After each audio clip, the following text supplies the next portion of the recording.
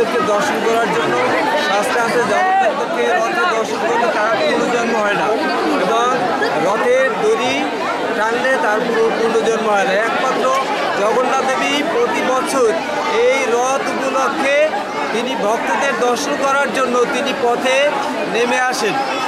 এই জন্য আমরা আজকের এই রথ উৎসবে আসছি, এবং রথ উৎসব উপলক্ষে আমরা একটা মিলন মেলা, সমস্ত ধর্ম জাতি বর্ণ নির্বিশেষে সবাই আজকে রথ উৎসব দর্শন করবে।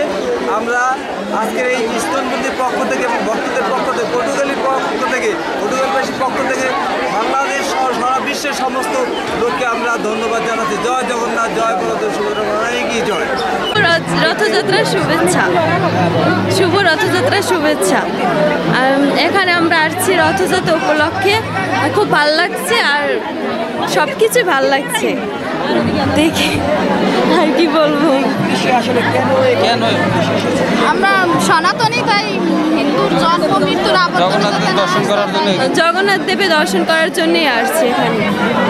জার্মান টেকনোলজিতে তৈরি আলফা টুথব্রাশ, প্রথমবার ব্যবহারে 99% সুরক্ষা নিশ্চিত। Food graded soft rubber, polished, end rounding 2 point filament, যা দাঁতের গভীর থেকে জীবাণু ধ্বংস করে।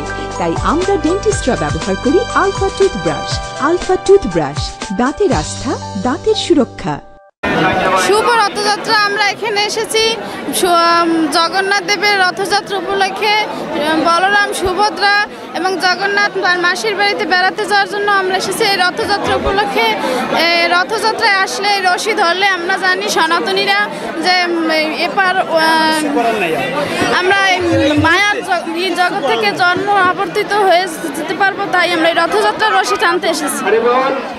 আমাদের এই রথযাত্রায় পটুয়াখালী শ্রী শ্রী রাধা মাধব মন্দির ইস্কন পটুয়াখালী কর্তৃক আয়োজিত যে রথযাত্রা মহোৎসব, হাজার হাজার ভক্ত হয়েছে, সবাই এখানে উপস্থিত হয়েছে জগন্নাথ বলদেব সুভদ্রা মহারানীকে দর্শন করার জন্য। কারণ শাস্ত্রে বলা আছে, যদি জগন্নাথ বলদেব সুভদ্রা মহারানীকে এই শুভক্ষণে কেউ দর্শনও করতে পারে, তাহলে তার আর এই পৃথিবীতে কখনো আর আসতে হবে না, জন্ম মৃত্যু চক্রে আর আসতে হবে না। যেহেতু আমরা সনাতনী, আমরা বিশ্বাস করি যে আমরা জন্ম মৃত্যু চক্রে আবর্তিত, এজন্য আমরা এই জন্ম মৃত্যু চক্রে আর আবর্তিত হব না।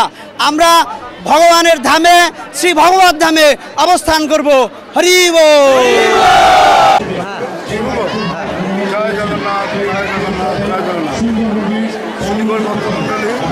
ভগবান জগন্নাথ দেব তার অপার কৃপা প্রদান করার জন্য আজকে আমাদের মাঝে উপস্থিত হচ্ছেন, অর্থাৎ জগৎজীবকে উদ্ধার করার জন্য করুণাময় প্রভু আজকে রাস্তায় নামছেন, এবং রাস্তায় নেমে 2 হাত বাড়িয়ে রেখেছেন যাতে আমরা সমস্ত পবিত্ররা তার কাছ থেকে উদ্ধার হই, তার কৃপা লাভ করি।